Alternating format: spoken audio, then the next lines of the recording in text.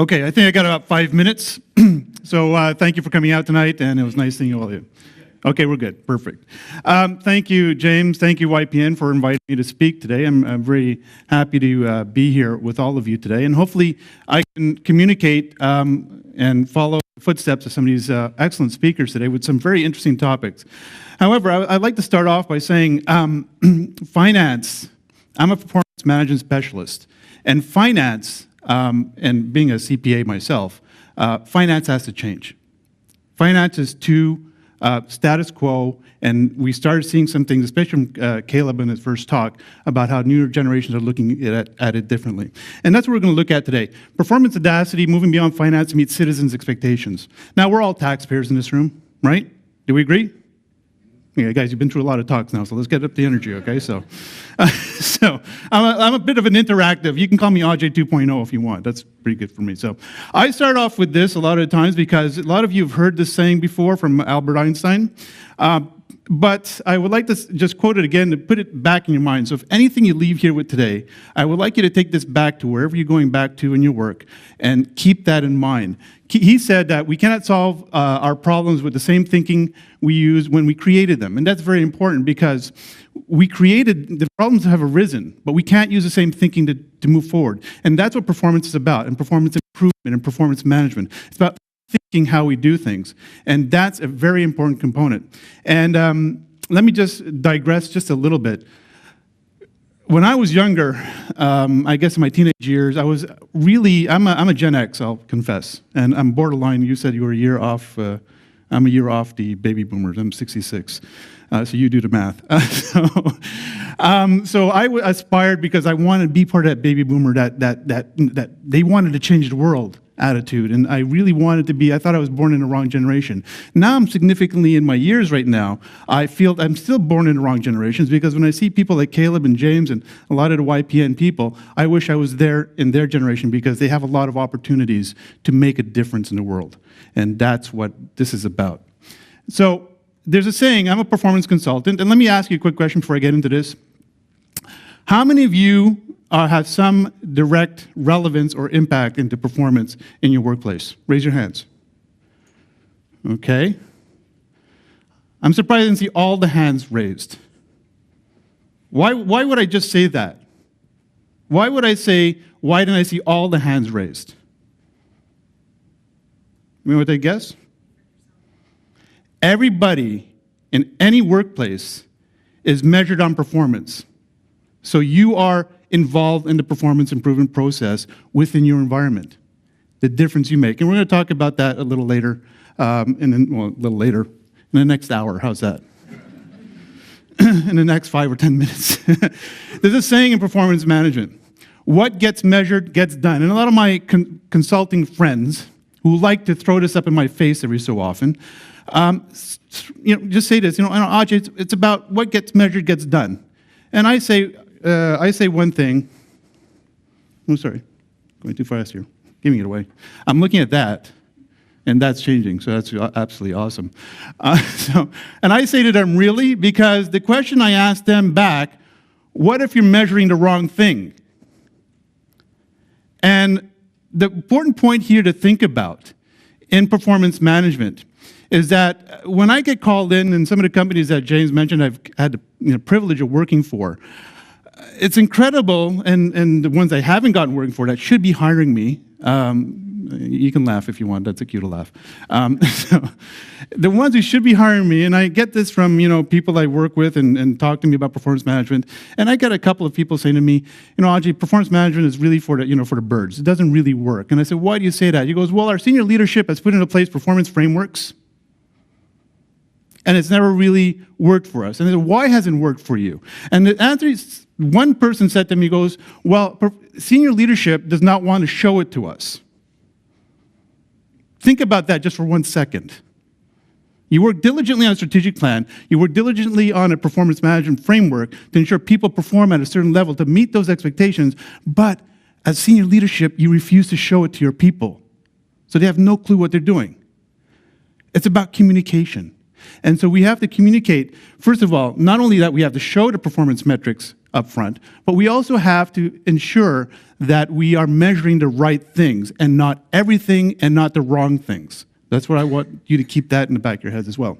So when my friends always say to me, hey, we'll get measuring gets done, I say, well, let's hope you're measuring the right thing because then things will get done. And that's an important message to communicate to within your organizations. So let me just give you an outline, because really what you're sitting here is like, you come and invested your time with all of us, but what's in it for you when you listen to me? First thing we're going to look at is, what is Ottawa, the city of Ottawa's performance about? Now, I'm just a bystander. In full confession, I don't even live in Ottawa. I live in Montreal. They imported me across the border. It was cool. But any city that you work for, what is the performance management process about? We're going to talk about that. And I like to keep things simple. I don't like to overly complicate things. I think the world is way too complicated as is, and performance management is not a complicated process. And then finally, I want you to dare to be bold, and I'm going to explain to you exactly what I want you to do when you leave here today. So let's look at performance, what it's about. What's Ottawa's focus? And I've taken this from Ottawa's balanced scorecard I found online, a lot of documents I started reading because I wanted to impress James. It's all good. So the first thing that Ottawa is about, from what I read, is about service excellence. Service excellence. Service excellence requires a focused effort. Now, service excellence means that when the citizen, you, the citizen, are paying your taxes, you're willingly giving money to the city to do something for you.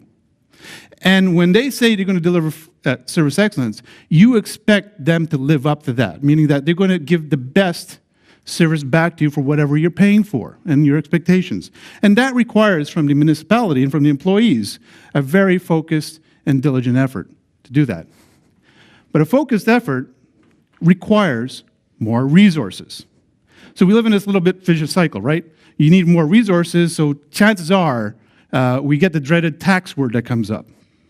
Because where does the municipality get money? We've heard it before, from taxes. And so how do you manage, and we all know, we all live in cities, we all have deficits, the whole country's in the deficit. It's really difficult for governments to come back and ask us for more money when we feel we're already overtaxed. Again, I confess, I am from Quebec. I should say no more. So, more resources requires effective financial allocation. So those of you who are working in the financial role in some form are now under the guise and the pressure of trying to allocate the financial resources in the most effective manner possible, because it'll be very difficult for councillors and mayors to go back to the scene and say, we need to put user fees here, which is, of course, a disguised tax, or this tax here, or ask you for more money. I just got my school tax bill in Montreal, in the district I'm in, and my school tax bill just shot up over $1,000 a year. When I first moved in, it was $300, 10 years ago. It's $1,000 10 years later. And funny thing, because as an accountant or financial professionals, I always look at the little papers they send me about the financial reporting, the brief summary, and every year I see a deficit. So my problem is, as a performance consultant, is not why am I paying all this money and where's it going, is how are they using it? Financial resource allocation. They're not seem to be managing it properly from my sort of armchair perspective. So the key here, when you look at it at the municipal level, and the challenges all municipalities face, is what do we do with the money we have? Chances are we're not going to be able to ask for any more. And what did we promise to citizens? And I say citizens, not taxpayers, because not all citizens necessarily pay taxes. So what do we do with that? That is the big question that municipalities today are under a lot of pressure to find out. And it comes down to about, we talked about before just value for money, but it comes down to the value that we're delivering to citizens. So if I can just take you quickly, how many of you have some experience in some sort of performance management framework? Not necessarily a balanced scorecard, but they're all the same. Okay, so you've seen one or you've actually worked in one, fantastic. So you recognize this as a very simplified strategy map. And this is really an interpretation of the strategy map for the city of Ottawa. Okay? Now we have our perspectives up there. And of course, in a nonprofit environment, we're looking at money being at the bottom of all of this, because we're not profit driven, so money is the resource allocation that we need to use. So what comes down to when we start aligning the things that go along with this, we start seeing that first at the bottom, of course, is the taxpayer. Aligned with that, on the learning perspective and the performance perspective, is about employee engagement. And this is directly from the City of Ottawa's balanced scorecard process. Which leads us, because we're talking about how will we make this happen? How will we make this happen? How are we going to get people in the city, in the municipality, to actually deliver service excellence, which is our operational side of things? Which ultimately will lead to what the City of Ottawa has said in their scorecard: satisfaction and confidence in the government and how the municipality is operated. And that's basically your balanced scorecard 101 for the City of Ottawa. Okay? Hopefully you got your money's worth today for that, just that piece right there. So we have to make that. So let's keep it simple. Let's get back to basics. We talked, the only place, let me go back just for a second here and apologize. Let me go back. What is outlined here is the satisfaction and confidence. That's what the customer, meaning the citizens, want to see. They want to be able to feel confident. Again, I hate to keep going back to my roots in Quebec right now, but it seems so relevant. We've had something called the Charbonneau Commission. I think you've heard of it. And when you see bridges crumbling and stuff falling apart and corruption and paying 30% more for infrastructure, I think as a taxpayer, if this happened in any municipality, and you can sympathize with me all you want or empathize with me all you want, if you were in those shoes, you would be lacking confidence and satisfaction. Now, Ottawa's done a pretty good job overall of keeping your satisfaction and confidence, and they've been able to execute that. However, the only manipulable aspect within the performance framework is the learning and performance aspect of it. The employee engagement, how we use it, what we do with it. And that's what we have to get back to basics here. Improving performance, almost just about, forget about municipalities and nonprofit, but even in a profit-driven organization, is about simply improving people. If we improve people and we make the connections appropriately, remember at the first slide, we have to measure the right things. If we improve people and connect them to the right performance metrics, we're now able to keep things simple and make things happen. That is absolutely key here. So, this is a bit of you who maybe forgot this from your years of education in finance and other business disciplines. But the preoccupation for all leaders, profit and nonprofit, is three things. It is change management, risk management, and performance management. Those are the only three preoccupations. However, the leaders tend to equate these three things pretty much on the same level. The problem with that, there is some inaccuracies. I've written about this in a lot of my articles I write and the last book I wrote. This is not a fair comparison, because while these are the three preoccupations, they can't be treated equal, because the difference is change and risk affect performance. You cannot manage and affect a proper performance procedure or performance framework without taking into account the change that happens continuously and the risks that come with those changes. Now, I can't say that I speak to great depth of experience in the nonprofit world or even the municipal world. I do have some experience, but my experience lies more in the profit area. And I know when I speak to leaders, they are faced, and I'm sure your municipal leaders here as well in the city, both in management and as well as elected officials, have to adapt to those two things continuously. And their performance are affected and can be affected vigorously at times. So I just took you back a bit to, Performance Management 101. What I want you to do is to be bold about things. You've got the basis of making change happen and improving performance metrics within the organization. And what I'm asking you to do is think about things like, what would Ottawa become if we could just improve by 1, 5, 10, 0.5% of whatever you do, if you just do that little bit more? What difference would that make? And if you see your performance, you don't have to create the performance framework, but if you did that little change in whatever you do in your responsibilities to build that employee engagement and just execute just a little bit more, you would see a significant difference in the impact in your organization. So, some of you may recognize this is from the City of Ottawa's Service Excellence Framework. And basically what it is, we see, and this framework is really cool because I'm really proud of it. I didn't have nothing to do with it, by the way, so I'm not trying to stand up here and take credit. But what I liked about it is that it focused on employee engagement and performance throughout the whole document. And what they talked about is client satisfaction. James pointed out to me, he says, look, make sure you mention that client satisfaction is not the external client, but also the internal clients that are key. So employee engagement is what employees need to know. And the organizational performance is what employees need to do. If we are able to do this, at all levels, you'll have client satisfaction for sure. Now, what level of satisfaction do you want them to have is another question. That I was not privy to. But think about it. Think about your own interactions with any service in the city or any organization when they step it up just slightly, how satisfied you are and how committed you are to them. Think about that when you're delivering service to the people of this municipality. This leads to the confidence and trust that they want. Okay? So again, I want to remind you, how can you improve by those small amounts? Just very small. I'm not asking any miracles here. So if we want Derby Bowl, we have to make sure if we're leading any departments or we're within a department, what does strategy mean to the people within that department? What does strategy mean to the citizens and the taxpayers? Because the municipality is not an island unto itself. We report to people who pay taxes to us, and we have to be transparent about it.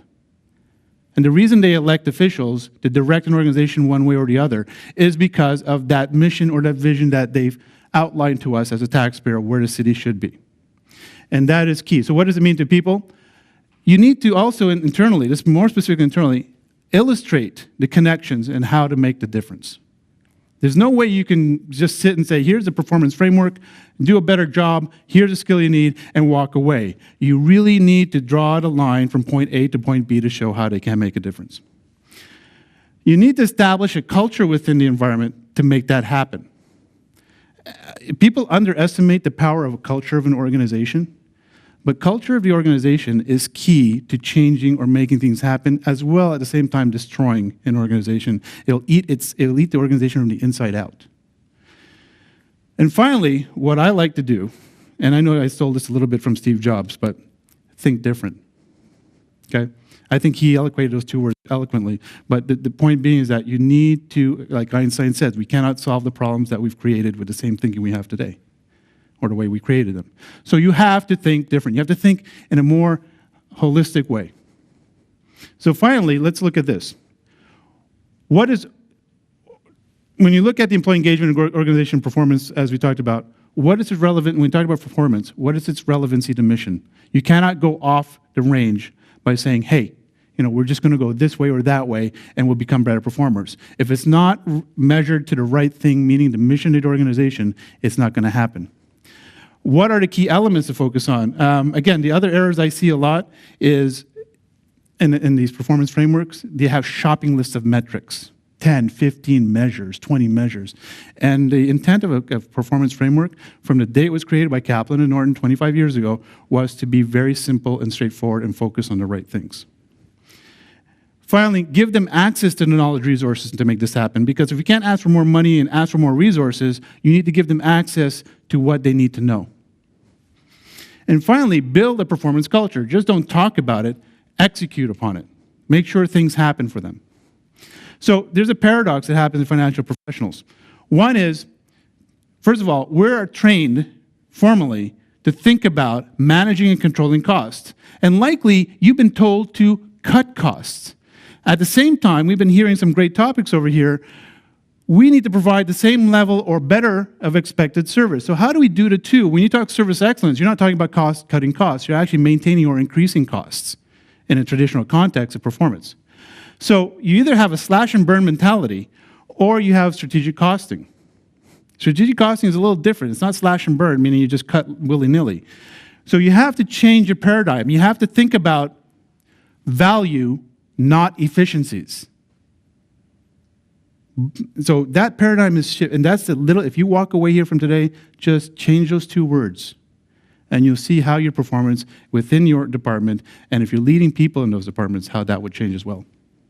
So if I can just summarize here, first, you got to keep in mind, once a municipality puts a performance framework, I call it the balanced scorecard, but once any performance framework is in place, it has made a promise to live up to its mission.